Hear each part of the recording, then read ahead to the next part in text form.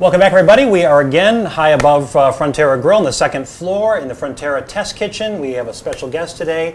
He is Todd Stein from the 4-Star Restaurant Group. Good to see you, sir. Always a pleasure. 4-Star in Chicago has 7 restaurants. Soon to be 9. Soon to be 9, and they're kind of all over the map, like Smoke Daddy for barbecue and Frosca for pizza. We have Crosby's Kitchen. That's all my neighborhood. Yeah. So the ingredient challenge today, we're talking winter citrus. Yes. We are, perfect for the season. one kind of winter citrus. Blood oranges. Blood oranges, okay. That's right. So you like blood oranges? I do.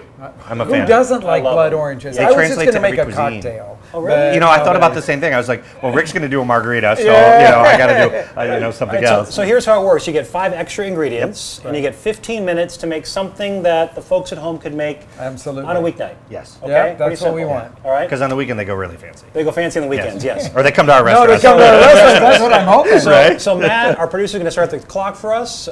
15 minutes begins now. Excellent. Okay. And for folks at home, if you are listening to us from our iTunes podcast, you can watch this entire competition on our YouTube channel, The Feed Podcast. If you're watching us on YouTube, be sure to download the podcast on iTunes and listen to the entire show. Absolutely. So what is your strategy, Rick? You know, I'm going to make a guacamole. Now, I know that sounds really straightforward. Very original for Rick Bayless to make guacamole. Okay. There's nothing wrong with But good guacamole. Wait till you see where I'm going to go with it, because I love the idea of citrus and almonds together. Yeah. And I'm going to put that together with guacamole. And so I've got a couple of sort of out of left field ingredients here. Okay. But I'm starting off by cutting 3 avocados in half and taking the pits out of them. And now I'm going to scoop the avocado flesh out of the skin. These are Hass avocados, and they have to be perfectly ripe. If they're not completely soft, you can't mash them into a creamy guacamole. Those look perfect, actually. And Todd, what is your strategy for your recipe? You know, my strategy is just to make simple, great food. I think about what we would cook at home for our wives and family. I think it's a lot different than the other way around. So I look at the dish that I'm doing is it's very quick and easy and simple, but also flavorful. So I see you got fennel. I do. What else? So we have blood oranges. I was thinking to highlight that with some sweetness and fennel. We're doing a sautéed bay scallop, and those are scallops that you can find generally all year long. Okay.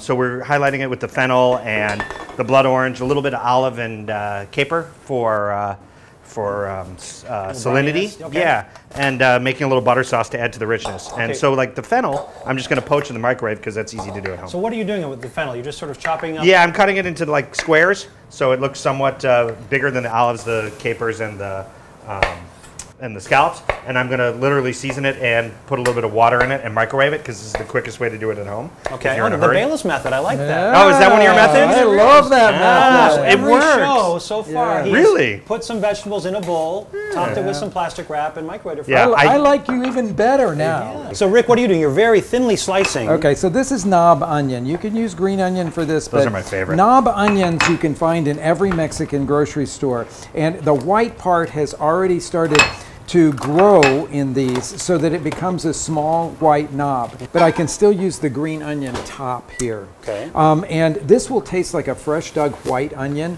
when I slice it really thin like that. So I'm going to just chop, I've sliced the bulb already, and then very thinly slice across the green part of it as well. Okay. So you really get more bang for it because you get to use so much of this bulb. That's right. Well, in this challenge where you only get 5 ingredients extra, it's I try to like, use whatever I can that has dual purposes. So Todd is now slicing up some fancy Plugra butter, it looks like. Thank you for this lovely butter. No, I'm going to make a little butter sauce, an emulsified butter sauce that will hold all the ingredients. And the nice thing about that, if you're doing this at home, it lasts, it holds up, and you don't have to worry about last minute issues. Rick has added his green onion tops, just the green to the avocado. That's right, and I've squeezed in a little bit of lime, and I've added some salt. So we have those 4 ingredients together now in the bowl, and I'm going to use an old-fashioned potato masher to go in and crush these avocado halves. I like coarse guacamole, so I'm doing it in a sort of coarse way here. About 8 or 10 passes through the avocado will be enough. Doesn't everybody like coarse guacamole? I mean, I can't stand when someone like blends it, or it's like hummus. Yeah. I mean, it should be coarse, shouldn't it? I don't. Then for it's not me, guacamole. it should be. Yeah. Absolutely. It's like avocado puree. Yeah. All right, we've also got something in the skillet up here, Rick. Yes, now it's just a dry skillet, sort of medium heat, and I've put a couple of Serrano chilies in there, and I'm going to lightly roast them until they're soft. And then that's going to go into this as well for my little spicy component. Okay. But if you roast them, that brings out some sweetness. Okay, yep, all right. Todd, what have you done over there on the skillet? So I got a little water in this little pan, and I'm just slowly whisking butter into it till it looks like popcorn butter, really. Okay. Nice. So it's nice emulsified I just got the 10-minute sign, and Rick is now slicing off the exterior part of the blood orange. That's my preferred way. If I'm going to make the supreme, or the little demembraned segment of the orange, I will usually cut top and bottom off. Yep. And then slice following the curve of the citrus around. I do that with the oranges or grapefruit too. And you just want to make sure that you cut down far enough that you leave none of that white pith on the outside. You know, I do this at home a lot too. It's an elegant way to serve something, obviously citrus. Yeah, absolutely. And you get all the juice as you're slicing into the section. You get some of that juice coming off. Yep. Absolutely. I'm going to do the same thing, and I'm going to actually add some of that juice to this butter to heighten the flavor of it, and kind of use that secret ingredient. Sharp knife is crucial here, yeah? Absolutely. Absolutely. And then you just cut down between those the segments, and you leave that white pith behind, or white membrane behind. So this is one of the reasons, if you are listening to the podcast, you do want to go to YouTube and look at the Feed podcast. You can see the technique here, because it's obviously very important to see how both chefs are getting these supremes, or sections, out of this blood orange. So Rick just turned his Serrano chilies over. They're blistered now on one side. On one side. Now I want them to go long enough that they'll actually start softening up some. Okay. So I've added a little blood orange juice. It will change the color, obviously, of the butter, but we're okay Very with much, like a tablespoon or so. Yeah, just about a tablespoon, just to heighten the flavor. So what are you doing now? So I'm taking the meat off the pit of the olive. I'm using actually an Italian olive. This is a green Cerignola olive. I really love. They're meaty and delicious, and you can be fancy with it and kind of julienne it like I am, or just take the meat off the pit and throw it in whole. I'm just gonna to give it some texture, light julienne. Okay. We've also added some capers for more salinity to the butter. So you're really building on the butter sauce. Yeah, because I think the nice thing about these bay scallops, they're beautiful. They're not Nantucket bays, which are insanely rich, but these are actually from Peru, and they're beautiful and have lovely flavor. So and they're giant. Is it easy to find Peruvian scallops? Yeah, actually, I bought these at Whole Foods. Wow. To be brutally honest, yeah. About 5 minutes to go. 5 minutes to go. So we're 2/3 of the way through. Todd is now adding some of those olives, capers to his butter sauce. Yep. We're going to just let that sit. And then, let it sit. Not even on heat. No, because the butter's already emulsified. Okay. So we don't have to let it get. We don't want it to break. So at the last second, though, we will just get it warm again to go over the scallops. Okay, Rick has now pulled those Serranos off of his dry skillet. They're pretty soft, chopping them up pretty fine. Yep. Seeds and all, obviously, everything in there, yeah? I'm doing seeds and all because for this kind of coarse guacamole, I don't mind the texture of the seeds, and there's no point in taking them out of here because they're not going to remove any heat or anything once they're cooked. Okay.